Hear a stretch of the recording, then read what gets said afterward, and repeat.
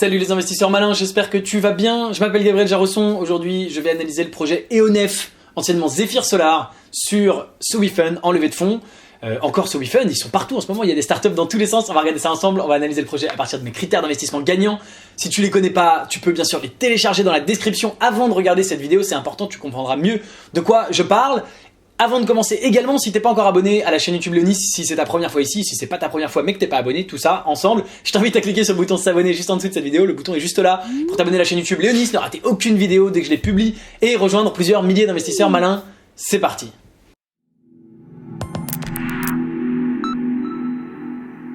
On commence tout de suite. Je suis donc sur le site de SoWeFund, je suis armé ici de mes critères d'investissement, j'en profite pour te dire que dans ce bouquin qui est juste là, voilà, je parle en détail de tous mes critères d'investissement, je les ai beaucoup plus détaillés que dans le document que tu as peut-être téléchargé. Voilà, le document que tu as téléchargé c'est 5 pages et dans le bouquin ça fait plutôt 25 pages, donc je rentre beaucoup plus en détail. Si tu veux te le procurer, bah ça tombe bien, je te l'offre gratuitement. Le lien est juste en dessous dans la description, c'est le premier lien, je t'offre mon livre, n'hésite pas, c'est le livre papier, je te l'envoie chez toi, tu as juste à me donner ton adresse. Alors, Zephyr Solar EONEF, pardon, est une plateforme aérienne autonome en énergie, donc ils ont déjà levé de l'argent sur SoWeFund, je crois que c'était début 2018, et chose complètement folle, j'étais persuadé avoir fait une vidéo, parce que j'avais regardé le projet à l'époque, mais visiblement j'en ai pas fait, j'ai pas retrouvé sur ma chaîne, alors si je fais erreur et que tu retrouves la vidéo que j'ai fait sur eux, bah hésite pas, mais à ma connaissance j'ai pas fait de vidéo à l'époque, c'est pas grave. Donc EONEF conçoit un aérostat, un ballon captif à l'hélium doté de fonctionnalités de télécommunication et de surveillance aérienne pouvant être équipé de panneaux photovoltaïques à destination des organismes d'intervention lors de catastrophes naturelles, des organismes scientifiques de sécurité ou encore de missions d'observation scientifique. Donc c'est un ballon qui va en l'air, qu'on peut très facilement déployer en une demi-heure, et au moment où il y a un problème, une catastrophe, on a besoin d'observer depuis le ciel, eh bien ils peuvent le faire. Le ballon a bien changé depuis la dernière fois, ce qui prouve que ils ont visiblement bien utilisé les fonds pour faire de la R&D. Il ressemble maintenant à ça, il est beau, il est transparent, tu peux le voir ici dans la vidéo, il est très sympa. Et il a un certain nombre de caractéristiques, des panneaux PV ultra légers de 200 watts qui apportent l'autonomie, un ballon à l'hélium, des batteries, des câbles de maintien et un treuil, blablabli, blablabla. D'accord? Donc je vais pas rentrer dans tous les dispositifs techniques. Et ben là, il n'est pas transparent sur ces photos-là, mais dans la vidéo, il l'est. Donc je vais pas rentrer dans tous les dispositifs techniques du ballon. Moi, je veux l'analyser à partir de mes critères d'investissement, toujours les mêmes, extrêmement simples. Premièrement, on n'a pas de scalabilité d'effet d'échelle puisqu'on est sur un produit physique. Tu le sais, c'est comme d'habitude. En fait, il y a une scalabilité des effets d'échelle sur la production industrielle, mais pas sur le fait... Enfin, il y a toujours des ballons à produire quand tu veux en vendre plus. Donc, on n'est pas sur des produits software qui sont les produits sur lesquels moi, j'investis exclusivement chez Léonis Investissement. Donc, ici, il n'y a pas de scalabilité d'effet d'échelle. Pour ce qui est de la monétisation, bah, ils vendent le ballon. Hein, a priori, il n'y a pas de souci. On va aller regarder plus en détail la marge. Le marché. Alors, leur marché, c'est donc intervention des catastrophes naturelles, événementielles, sécurité. Donc, c'est un marché assez énorme. Malheureusement, il y a de plus en plus de catastrophes naturelles dans le monde, mais par ailleurs, il y a aussi beaucoup d'événementiels. Il y a de plus en plus on fait de plus en plus de concerts, de ceci, cela, et donc eux ils disent, tu vois, on compte une catastrophe naturelle par jour depuis les 20 dernières années, inondation, tempête, tremblement de terre, donc il n'y a aucun souci sur le fait qu'il y ait un marché porteur. C'est le cas de le dire, porteur, un truc en l'air, tu vois, on peut faire un peu des jeux de mots. Les événements en plein air, tu vois, les concerts, les matchs de foot, ça se multiplie, et c'est pour des raisons de sécurité. Il y a bien sûr des trucs d'observation de la nature, donc le marché est très très bon, il n'y a aucun souci.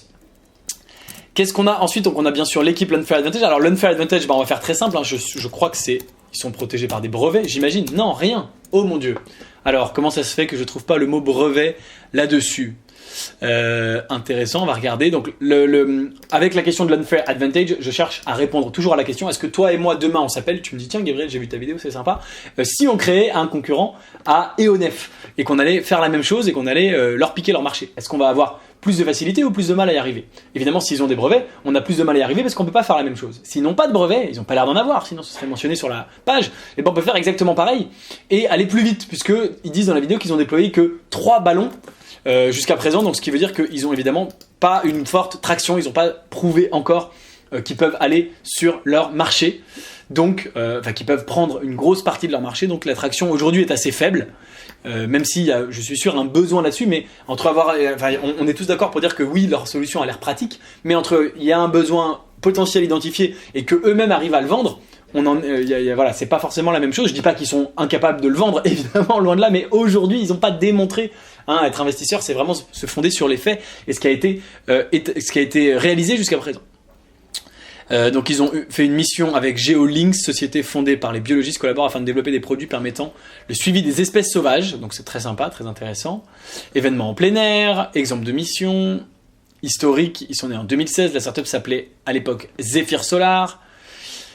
Puis ils changent de nom pour s'appeler EONEF, d'accord. Ils ont 5 CDI, 3 stagiaires, recentrage d'activité sur un ballon embarquant une fonctionnalité en hauteur sur plusieurs jours, rendu autonome et en énergie par les panneaux solaires. Je cherche à... Alors, valeur ajoutée, éléments de différenciation. Je cherche à voir s'ils ont donc une quelconque unfair advantage qui les prémunit, qui les défend face à la concurrence. Donc, une hauteur ajustable, on peut tous le faire. Un déploiement rapide, on peut tous le faire. Capacité d'emport jusqu'à 2 kg, d'accord. Bon, c'est un ballon jusqu'à présent. Alors, ça paraît hyper négatif, c'est pas hyper négatif. C'est génial ce qu'ils ont réussi à créer. Mais je veux voir ce qui est absolument unique, protégé, défendable. Et je ne vois rien. Donc, visiblement pas d'unfair advantage à proprement parler. Je suis hyper déçu parce que par ailleurs j'étais persuadé, je pensais qu'il y avait un brevet et s'il y en a un, ils en ont pas mentionné, donc c'est quand même assez embêtant. Ils ont 2 offres, la location et la vente, donc 4 000 à 7 000 euros par semaine ou 15 à 30 000 euros l'achat. Ils ont un pack intégration, un pack produit, un pack déploiement, d'accord. On va aller bien sûr voir les chiffres détaillés parce que ça nous intéresse. Les équipes, on a Julie, on a Cédric, c'est les cofondateurs. On va aller bien sûr regarder leur profil LinkedIn et puis on a Cédric, Léo, Julien et Albin. Ils ont des nombreux soutiens clés, ça c'est très bien. Ils ont rencontré François Hollande, ça c'est assez sympa bien sûr. Une belle visibilité médiatique. Les 300 projets engagés dans la sélection de la fondation Michel et Barack Obama, assez chouette également, évidemment. Le marché, il est énorme. La concurrence, il y en a pas mal, j'imagine. On n'est pas en concurrence directe avec les drones, d'accord. Pas de formation certifiante à passer pour les... D'accord. L'utilisation des fonds. Les RH, donc ils recrutent pour avancer, d'accord. Le futur, les objectifs, management, monitoring, valorisation des données environnementales. Donc, on en est là. Il nous reste... donc, on n'a pas d'unfair advantage, ça c'est un truc de fou. Et je vais mettre un warning ici, parce que vraiment, c'est assez dingue. Mais ok, c'est comme ça. Il nous reste la marge, la valo et les équipes. Alors, on va aller voir, on va remonter... Voilà, ici, pour aller voir les profils LinkedIn de Cédric et de Julie, les fondateurs. Avant ça, allons voir les chiffres. Ils cherchent à lever sur une valo à 2,5 millions, sachant qu'ils vont faire 10 000 euros de chiffre d'affaires cette année. Je termine d'habitude par la valo, mais voilà, ça m'est arrivé juste là, devant moi, donc pas de problème. Ils vont faire seulement 10 000 euros et ils n'ont pas de brevet. Donc, pour moi, la valo à 2,5 millions est trop élevée. Voilà, tout simplement. Ensuite, chiffres prévisionnels, effectifs, résultat net. Alors... on va aller voir un résultat net positif, on va essayer d'aller voir 2023. Alors nous on investit aujourd'hui, mais bon, c'est pas grave. En 2023, ils font 426K de résultat net pour 2,6 millions. Donc 426 divisé par 2600, on est sur du 16% de résultat net, donc, et un excédent brut d'exploitation encore inférieur. Donc une marge extrêmement faible, même quand tout va bien et quand ils font un super chiffre d'affaires.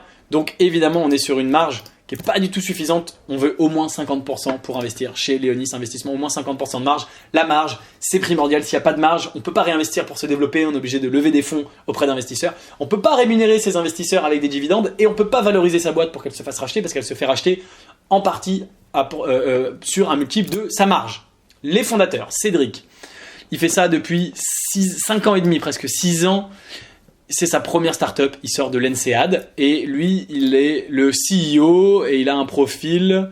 il a un profil quoi ?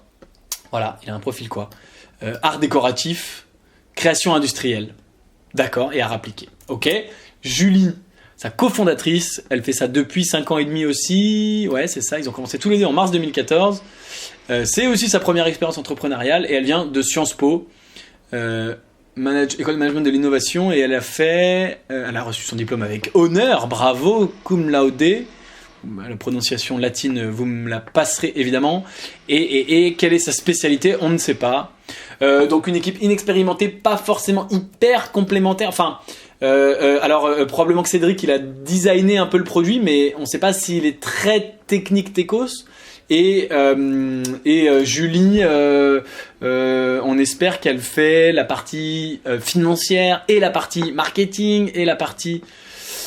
Voilà, elle est executive director. Bon, moi je trouve qu'il y a pas forcément les compétences techniques, les compétences, il n'y a pas du tout d'expérience préalable. Donc l'équipe moyenne, on va dire, je peux pas dire que c'est une mauvaise équipe, je suis sûr qu'ils sont très compétents et qu'ils se donnent à fond, et par ailleurs je les ai rencontrés et ils sont extrêmement sympathiques et ils m'ont fait très bonne impression, mais voilà, pas d'expérience entrepreneuriale, plus on sait pas exactement, on sait pas identifier genre un marketeur et un ingénieur, tu vois, là on se dit ok boum, là c'est la bonne combinaison, ou un marketeur et un ingénieur et un financier par exemple. Là il y a une combinaison étrange d'un designer industriel et d'une Sciences Po. Et encore une fois, j'ai rien contre le design industriel et j'ai rien contre Sciences Po, évidemment. Mais voilà, c'est pas exactement la combinaison à laquelle on s'attend. Voilà pour... Bon, il y a beaucoup de rouge, je suis désolé, chez EONEF. Je sais que vous allez regarder ça, vous allez dire, oh là là, c'est la punition. Pas du tout. J'ai donné un certain nombre d'explications et je te rassure, investisseur malin qui me regarde, c'est pas parce qu'il y a que du rouge que je n'investis pas. Et à contrario, parfois, il y a que du vert et je n'investis donc parfois il y a que du rouge et j'investis quand même, et parfois il y a que du vert et j'investis pas pour autant. Si tu veux savoir si j'investis ou pas dans EONEF et pourquoi, quelle est la raison pour laquelle j'investis, ou quelle est la raison, enfin ou quelles sont d'ailleurs les raisons pour lesquelles je n'investis pas, pour lesquelles j'investis, il peut y avoir plusieurs raisons. Eh bien, je te donne rendez-vous dans le club privé Léonis, le lien est juste en dessous dans la description de la vidéo YouTube. Quand tu rejoins ce club, non seulement je te donne mon avis sur l'ensemble des startups que je peux analyser ici en vidéo sur les plateformes de financement et je t'explique pourquoi j'investis pas, mais surtout je te propose d'investir avec moi dans les meilleurs deals que je source en France et dans la Silicon Valley avec ce qu'Emmanuel Macron vient d'annoncer il y a quelques jours. C'est vraiment le moment d'investir en France et j'investis aussi dans la Silicon Valley parce que c'est évidemment là où sont les meilleures startups. Donc si tu veux investir avec moi directement dans des deals privés qui sont pas sur internet, je t'invite à rejoindre le club privé, le lien est juste en dessous, tu es le bienvenu. Merci d'avoir regardé la vidéo jusqu'au bout. Si elle t'a plu, aime-la, partage-la. Donne-moi ton avis sur EONEF en commentaire. Est-ce que tu aimes cette startup ou pas? Pourquoi? Pour quelle raison? Et est-ce que tu vas investir? Pourquoi et pour quelle raison? Et voilà, si la vidéo t'a plu, bien sûr, je t'invite à t'abonner à la chaîne YouTube Léonis. Je publie tous les dimanches une vidéo comme ça sur une analyse d'une startup en levée de fonds et d'autres vidéos le reste de la semaine. En attendant la prochaine, tu peux regarder une autre vidéo de moi au-dessus de ma tête. Ciao!